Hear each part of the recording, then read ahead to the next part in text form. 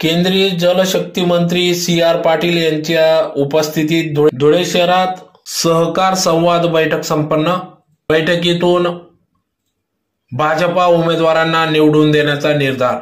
याबाबत वृत्त असे की आज दिनांक 15 नोव्हेंबर 2024 रोजी धुळे शहरातील पारोडा चौफुली जवळ असलेल्या रिद्धी सिद्धी हॉटेल नालंदा शेजारी असलेल्या रिद्धी सिद्धी हॉल या ठिकाणी सायंकाळी 5 ते 8 दरम्यान भव्य भाजप सहकार संवाद बैठक घेण्यात आली। या बैठकीचे प्रमुख वक्ते म्हणून खानदेशचे सुपुत्र गुजरात प्रदेशाध्यक्ष तथा केंद्रीय मंत्री नामदार खासदार श्री CR पाटील यांच्या उपस्थितीत सदर भाजप सहकार संवाद बैठक घेण्यात आली। या बैठकीत धुळे जिल्ह्यातील दूध उत्पादक शेतकरी, नवतरुण उद्योजक, मतदार बंधू, नागरिक, ग्रामस्थ मोठ्या संख्येने या ठिकाणी या बैठकीस उपस्थित होते, या मेळाव्यात उपस्थित होते। तर यावेळेस या मेळाव्यात प्रामुख्याने शेतकरी हिताचे निर्णय महायुती सरकारने घेतले असून त्याचबरोबर सर्व नागरिक जनतेच्या हिताचे निर्णय देखील घेतले असल्याचे यावेळेस मंत्री CR पाटील यांनी आपल्या मनोगतातून व्यक्त केले। तर येत्या या निवडणुकीत देखील आपण महायुतीच्या पाठीशी उभे राहावे व महायुतीला मोठ्या मताधिक्याने निवडून पुन्हा एकदा महायुती सरकार स्थापन करावे, यासाठी आपले पंतप्रधान नरेंद्र मोदी यांचे हात बळकट करावे असे देखील आवाहन केले। तर केंद्र शासनाच्या योजना त्याचबरोबर महायुती सरकारच्या काळात झालेल्या योजना या संदर्भात देखील महायुती सरकारने विविध योजना या ठिकाणी नागरिक जनतेसाठी करून दिल्या, त्याचा लाभ देखील मोठ्या संख्येने नागरिक जनता घेत आहे। तर अशाच पद्धतीने पुढे देखील आपल्याला योजनांचा लाभ मिळावा यासाठी आपण महायुती सरकारच्या पाठीशी उभे राहावे असे आव्हान या ठिकाणी मंत्री CR पाटील यांनी शेतकरी बांधव, मतदार बंधू भगिनी यांना केले।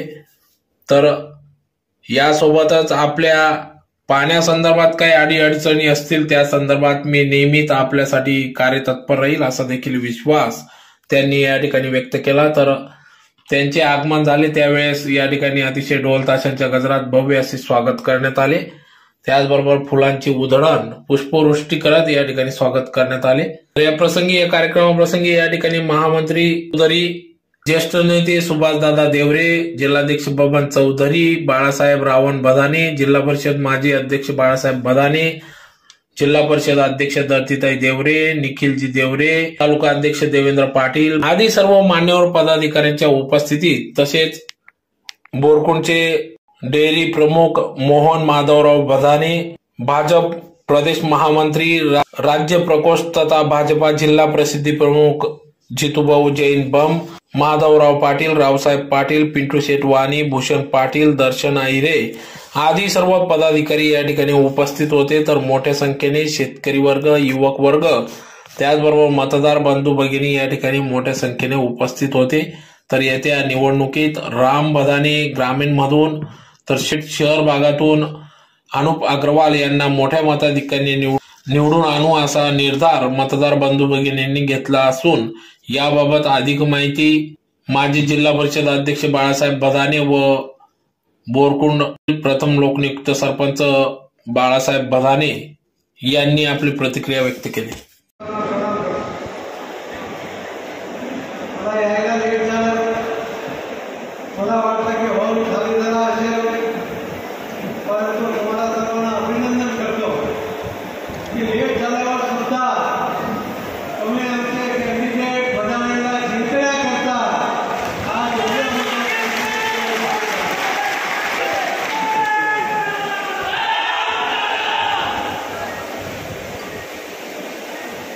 मानसी महिला इथे आणलं, संदीपभाई, जयेशभाई, केतनभाई सर्वांना इथे घेऊन आलो, मुख्यत्वे प्रथम जोशीला घेऊन आलो। मला सांगितलं की ते नरेंद्र मोदीचं गुजरात आहे, अमितभाई शाह साहेबांचं गुजरात आहे, त्या गुजरातून या जिल्ह्याला दर महिन्याला 50 कोटी रुपये, वर्षाचे 600 कोटी रुपये दुधाचे हे सुमन देवी आणि गुजरातकडून इथे मिळतात। आणि म्हणून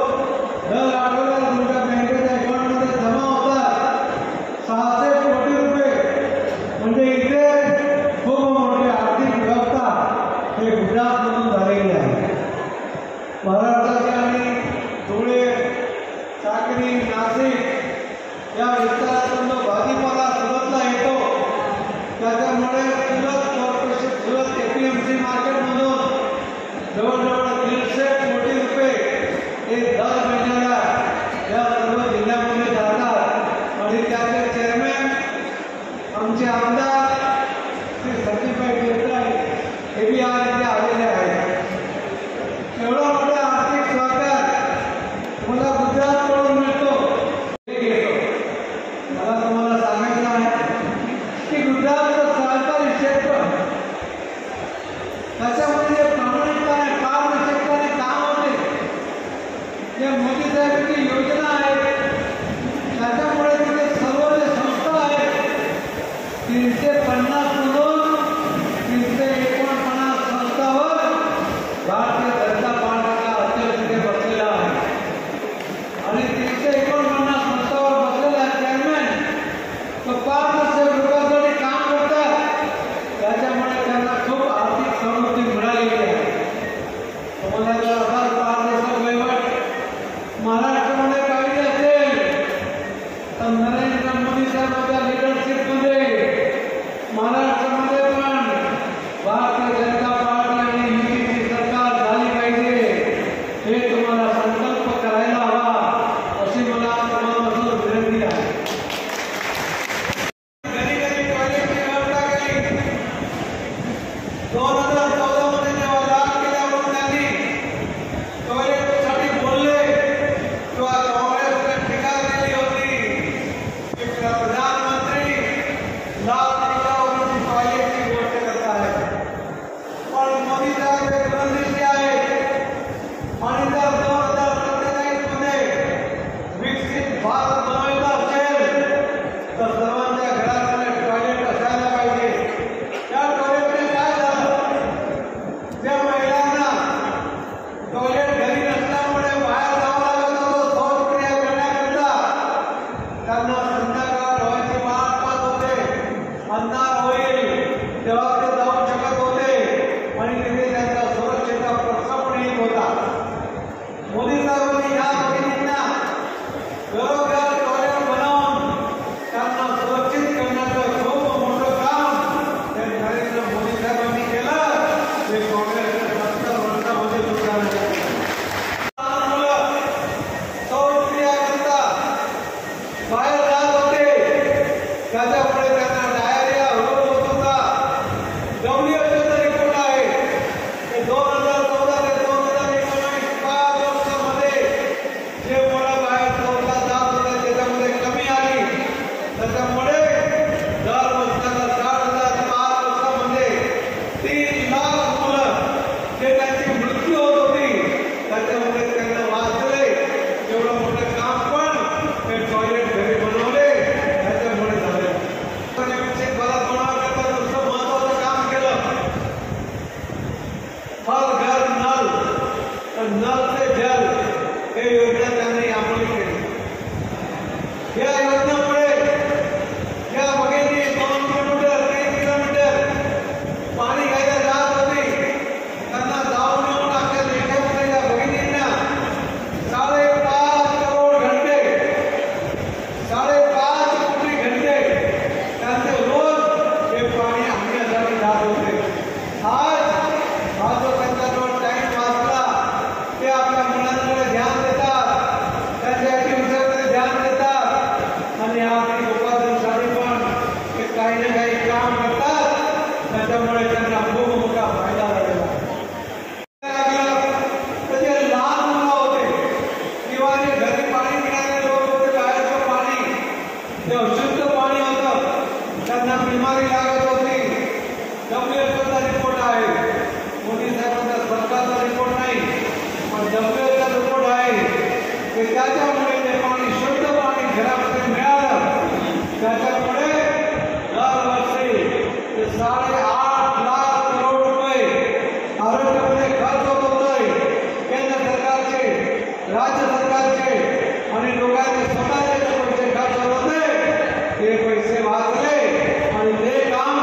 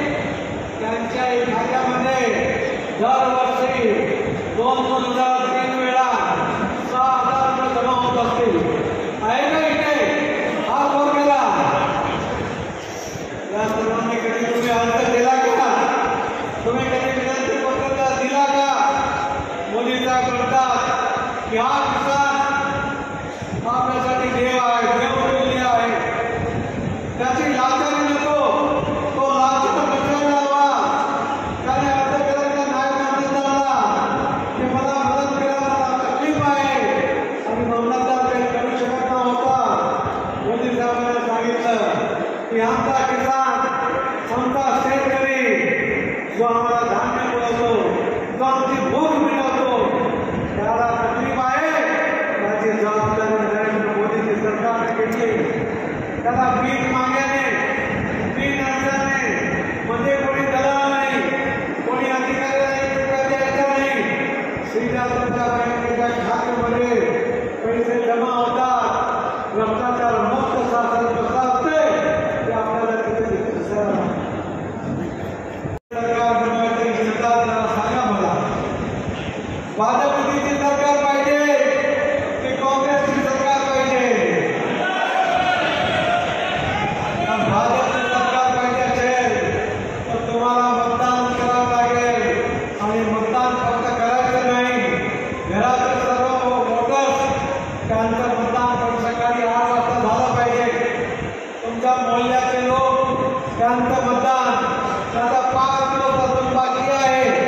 या 5 दिवसामध्ये तुमचे जे काही मित्र असतील, अख्ख्या महाराष्ट्रामध्ये तुमचे कुठे ना कुठे मित्र असतील, नातेवाईक असतील, त्यांना तुम्ही फोन करा, SMS करा आणि त्यांना सांगा की सुरक्षित भारताकरता, सुरक्षित भगिनींकरता, सुरक्षित मुलांकरता, देशाचा विकास करता 2047चा विकसित भारतची जी कल्पना मोदी सरकारने केली आहे ते पूर्ण करण्याकरता भारतीय जनता पार्टीची सरकार हे झालीच पाहिजे. त्याच्यासाठी आपल्याला सर्वांना प्रयत्न करायचा आहे.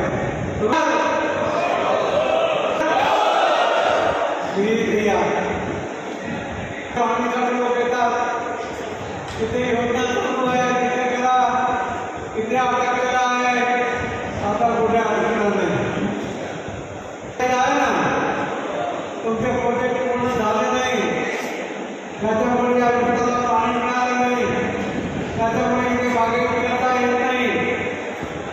पाण्याची तकलीफ आहे का नाही? काँग्रेसनं 70 वर्षात नाही केला, पण मोदी साहेबांच्या नेतृत्वामध्ये तुम्हाला आता पाण्याचे अडचण पडणार नाही. आता मोदी साहेबांनी मला करता माझंही तुम्हाला तरी सांगायचं, तुम्ही या दिल्लीला केव्हाही आले तर माझ्या घरी या, जेवणाचं माझ्याकडे होईल.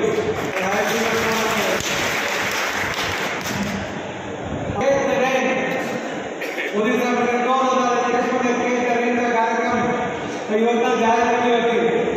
रेंजमध्ये वर्षात तर पाण्याला आम्ही झिरून आणि जिल्ह्यावर त्याला आम्हाला जमीनमध्ये उतारा, गावामधून वाहून जाणारं पाणी हे त्या गावातून तिथे वाहून जाते, तिथे बोर करून त्याच्यावर कुंडी ठेवून त्याला उतारून द्या.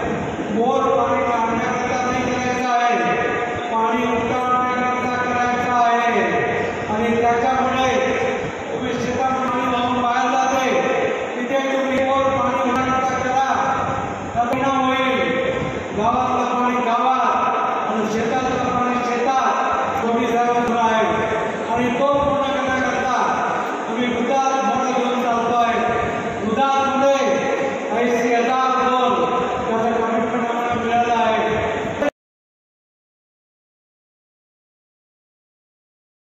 क्षेत्रामध्ये गुजरातमधून आज या ठिकाणी नामदार CR पाटील साहेब आले होते. त्यांनी आज इथल्या सगळ्या दूध उत्पादक शेतकऱ्यांना बोलवलं आणि एक मीटिंग त्यांनी लावली. आज गुजरातमधून आपल्या या जिल्ह्यामध्ये दर महिन्याला 600 कोटी रुपये येतात. दर महिन्याला हे 600 कोटी शेतकऱ्यांना मिळतात. समूलच्या डेअरी आणि अमूलची डेअरी, या समूल आणि वसुधरा या डेअरींमधून शेतकरी एक संकलन करतात गावोगावी आणि तो गुजरात 600 कोटी रुपये दर महिन्याला आज शेतकऱ्याला मिळतात. एवढं मोठं योगदान शेतकऱ्याला या गुजरात राज्यातलं मिळतं. आज उद्योगात धुळे तालुक्याला खऱ्या अर्थाने एक पर्वणी मिळाली आणि आज या दोघी 4 कॅबिनेट मिनिस्टर गुजरातचे आणि समूळचे आणि वसुधराचे प्रमुख या ठिकाणी उपस्थित झाले आणि त्यांनी शेतकऱ्यांना आवाहन केलं की रामदादाला 20 तारखेला आपण प्रचंड मतांनी विजयी करा आणि मतदान करा असं त्यांनी आवाहन केलं आणि सगळ्या त्यांचं मनापासून गुजरातमध्ये CR पाटील साहेब या ठिकाणी आले, त्याचं मनापासून धन्यवाद आभार मानतो आणि भारतीय जनता पार्टीच्या आपल्या दोन्ही उमेदवारांना प्रचंड मताने विजयी करा अशा प्रकारची विनंती करतो। आज धुळे तालुक्यातील सहकार क्षेत्रात काम करणाऱ्या सर्व ग्रामस्थ नागरिकांसाठी सहकार संवाद मेळावा आयोजित करण्यात आला होता। या मेळाव्याच्या प्रसंगी माननीय भूषण भारताचे जलशक्ती मंत्री माननीय CR पाटील साहेब हे देखील उपस्थित होते। त्यांच्यासोबत सुमूल अमूल डेअरी, वसुधा डेअरी यांचे सगळे प्रमुख उद्योजक, त्यांचे डायरेक्टर्स उपस्थित आहेत। म्हणजे या योजनेत आपल्या दुधातून म्हणजे सहकारातून दूध आणि दुधाचा सप्लाय दुधातला करून त्याच्यातून जे उत्पन्न आपल्याला मिळतं त्या सगळ्या उद्योजकांना आपल्याला या माध्यमातून महाराष्ट्राचा फार मोठ्या आर्थिक उलाढाल होत असते आणि याला गुजरातला देखील सपोर्ट मिळतो। पहिल्यापासून गुजरात आणि महाराष्ट्राचं एक नातं राहिलेलं आहे। ते वैयक्तिक स्तरावर असेल किंवा औद्योगिक स्तरावर असेल ते आणखी वृद्धिंगत व्हावं आणि याचा फायदा एक दुसऱ्याला व्हावा या भावनेतून स्वतः यावेळी साहेबांनी सगळ्यांना इथं आणून ठेवलं। त्याच पद्धतीने आता जलशक्ती हे मोठं मंत्रालय यावेळी साहेबांचं आहे आणि भविष्यात तालुक्यात ज्या ज्या योजना प्रलंबित आहेत सिंचनाच्या त्या योजना मार्गी लावण्यासाठी हा आपल्याला फार मोठा हातभार लागणार आहे।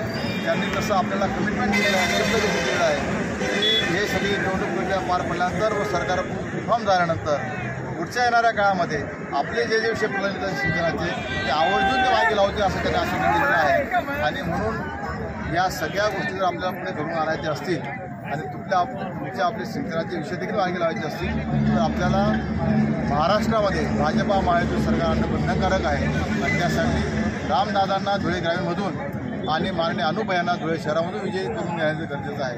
म्हणून आम्ही या माध्यमातून त्यांनी देखील सगळ्या मान्यवरांनी देखील आवाहन केलं आणि आम्ही देखील आवाहन करतो की येत्या 20 तारखेला धुळे ग्रामीणमधून अनुक्रमांक 3वर माननीय रामदादा भडाणे यांना कमळाचे चिन्ह जास्तीत मताधिक्याने विजय करावा